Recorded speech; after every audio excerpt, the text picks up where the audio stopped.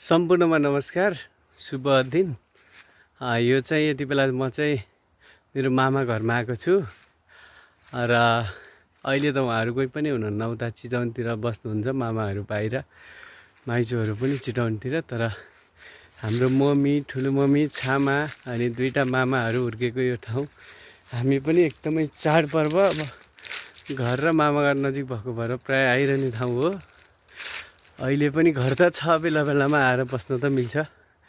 अब यता सुत्ने कोठाहरू, यो गोठहरू, यहाँ मुनि चाहिँ अब त्यो गाई भैँसी बाँध्ने गोठ र यो बेलाउटीको बुट्टा एकदमै धेरै मिठो हुने र बेलाउटी पनि निकै फल्थ्यो।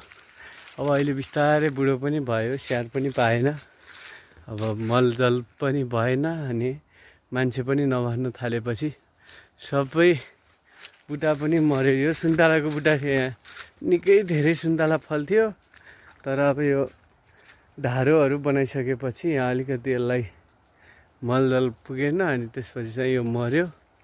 यो बेलावती चाहिँ फल्छ, भदौ असोजतिर चाहिँ निकै फल्छ।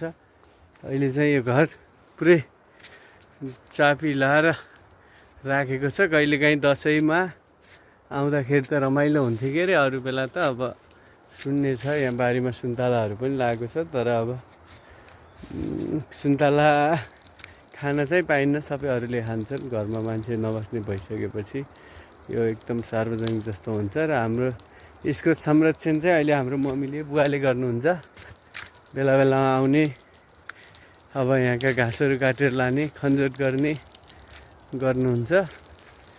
अब अलि दिनपछि त जिबाजीमा पनि आएर अहिलेसम्म यो अलिकति मर्मत गर्ने भन्ने कुरा छ। उहाँहरू चितवन चाहिँ गीतानगरमा बस्नुहुन्छ के अरे, अब मर्मतमा आउने भन्ने कुरा छ। यहाँबाट चाहिँ एकदमै यो भ्यू पोइन्ट जस्तो हो। यहाँबाट मालिका धुरी, मालिका गाउँपालिकाको 6 नम्बर वडा दुखु बेसी, यता मङ्गला 5 को छिसबाङ, तोलोबाङ लगायत उता मालिका गाउँपालिकाको देवीस्थान, धेरै ठाउँहरू चाहिँ यहाँबाट देख्न सकिन्छ। बिचमा बगेको म्याग्दी खोला एकदम भ्यू पोइन्ट जस्तो ठाउँमा छ कि यो मामा घर चाहिँ।